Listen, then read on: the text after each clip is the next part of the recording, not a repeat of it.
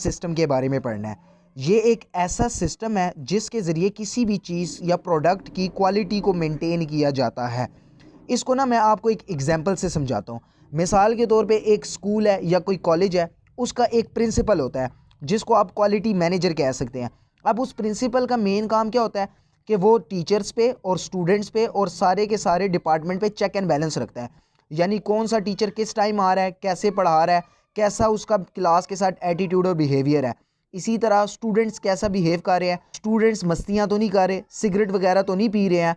अगर वो ये चेक एंड बैलेंस और कंट्रोल नहीं रखेगा तो उसकी वजह से क्या होगा, स्कूल का जो स्टैंडर्ड था वो गिर जाएगा, लोग स्कूल पे ट्रस्ट नहीं करेंगे, उसका जो मार्केट में नाम है वो डाउन हो जाएगा और एज अ रिज़ल्ट वो स्कूल बंद करने पर मजबूर हो जाएंगे। इसी तरह एक और एग्जांपल आप समझ लें, जैसे कोई फूड इंडस्ट्री है या कोई चावल बेचने वाला है, जैसे हमारे घर के करीब एक सेवर फूड वाला है। अब वो क्या करता है, आप उसके चावल कभी भी खा लेना तो उसके चावल का टेस्ट, जायका और क्वालिटी और स्टैंडर्ड एक ही किस्म का आपको मिलेगा। क्यों? क्योंकि उस बंदे ने 3 क्वालिटी मैनेजर रखे हुए हैं। अब उन क्वालिटी मैनेजर का मेन काम यही होता है कि वो चेक करते हैं कि चावल सही बन रहे हैं या नहीं बन रहे, उसके अंदर नमक तो ज़्यादा नहीं हो गया, टेस्ट तो ज़्यादा नहीं हो गया, जो चिकन डाल रहा है उसका स्टैंडर्ड कैसा है, चावल वही वाले डाल रहे या नहीं डाल रहे, छोटे चावल तो नहीं डाल दिए। तो अब उस बंदे ने इतना ज़्यादा स्टैंडर्ड मेंटेन किया हुआ है तो उसकी वजह से उसकी क्वालिटी मेंटेन है और लोग उस पर ट्रस्ट करते हैं, उसका कारोबार हर रोज़ फैलता जा रहा है, बढ़ता जा रहा है, बढ़ता जा रहा है। तो इसी तरह चूंकि आज हमने सिर्फ और सिर्फ माइक्रोबायोलॉजी से रिलेटेड पढ़ना है, तो उसमें क्वालिटी मैनेजमेंट सिस्टम या QMS का मतलब ये है कि आपने जो ड्रग्स डिज़ाइन करनी है, जो ड्रग्स बनानी है, उसके बनाने के प्रोसीजर से लेकर उसकी मार्केट में डिस्ट्रीब्यूशन तक, उन सारी की सारी चीज़ों की क्वालिटी को मेंटेन करना आपके पास क्वालिटी मैनेजमेंट सिस्टम कहलाता है। यानी मिसाल के तौर पे आप अगर कोई ड्रग बनाने लगे हैं तो उसका रॉ मटेरियल कहाँ से आएगा, उसका रॉ मटेरियल कैसा होगा, उसका रॉ मटेरियल माइक्रोबियल कंटेमिनेशन से पाक होगा या नहीं होगा, उसको आपने कैसे मिक्स करना है, डिज़ाइन कैसे करना है, फार्मूलेशन कैसे करनी है, उसके बाद उस ड्रग्स को बनाना कैसे है, ड्रग्स बनाने के बाद उसे स्टोर कैसे करना है, उसे मार्केट में डिस्ट्रीब्यूट कैसे करना है और उसके ज़रिए से फ़ायदा कैसे हासिल करना है। ये सारी की सारी चीज़ों को करने के लिए एक स्ट्रेटजी, एक मैनेजमेंट सिस्टम की ज़रूरत पड़ती है जिसे आप क्वालिटी मैनेजमेंट सिस्टम कह सकते हैं। तो अगर हम इसकी डेफिनेशन देखें तो ये क्या कहता है कि quality management system is the system in which the senior management ensures that, जो सीनियर मैनेजमेंट होगी वो इस बात को यकीनी बनाएगी the required quality objectives met through comprehensively design and properly implemented system of quality assurance. इसका मतलब क्या है? इसका मतलब यह है कि जो क्वालिटी मैनेजर हैं वो इस बात को लाजमी गारंटीड बनाएंगे कि यार आप जो ड्रग्स ले रहे हैं यूज़र्स के लिए, कि आप जो ड्रग्स ले रहे हैं वो जरासीमों से पाक है, उसमें आपको प्रॉपर डोज दी हुई है, हमने इसे कंप्रीहेंसिवली डिज़ाइन किया हुआ है, कोई इसमें वेस्ट मटेरियल नहीं है, कंटामिनेशन नहीं है, आपके लिए नुकसानदेह नहीं है। तो अगर वो इस चीज़ को इंश्योर करती है तो उनकी कंपनी हर रोज़ दिन दुगनी और रात चुगनी तरक्की करती जाएगी। तो ये था हमारे पास क्वालिटी मैनेजमेंट सिस्टम का एक इंट्रोडक्शन टाइप का। अब हर काम के ना कुछ मकसद होते हैं। तो जो क्वालिटी मैनेजमेंट सिस्टम है उसका पर्पस क्या है? उसके मेन 2 बड़े बड़े पर्पसेस हैं। पहला पर्पस ये है कि produce better quality of products, यानी उस बंदे ने ना better quality of products produce करनी है, ऐसी प्रोडक्ट्स बनानी है जिनकी कीमत कम हो और फ़ायदा ज़्यादा हो, क्वालिटी लो ना हो, क्वालिटी भी अच्छी हो, कीमत भी कम हो और स्टैंडर्ड भी अच्छा हो उसका। ऐसी ड्रग्स बनाने के लिए जो रिसर्च एंड डेवलपमेंट की जाती है या उसको क्वालिटी को कंट्रोल करने के लिए जो स्ट्रेटजी बनाई जाती है वो मेन पर्पज़ होता है क्वालिटी मैनेजमेंट सिस्टम का।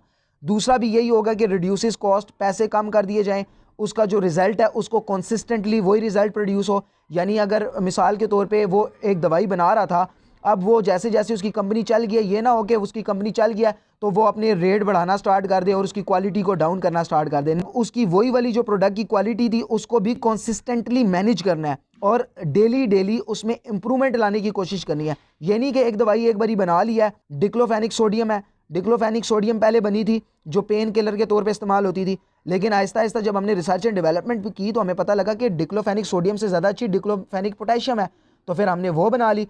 तो अब ये काम ना क्वालिटी मैनेजमेंट सिस्टम क्या है कि आपने ऐसी दवाइयाँ, ऐसी ड्रग्स बनानी है जिनकी कीमत कम हो लेकिन इंप्रूवमेंट और फ़ायदा ज़्यादा हो। नेक्स्ट है features of quality management system. Quality management systems के फीचर्स क्या होते हैं?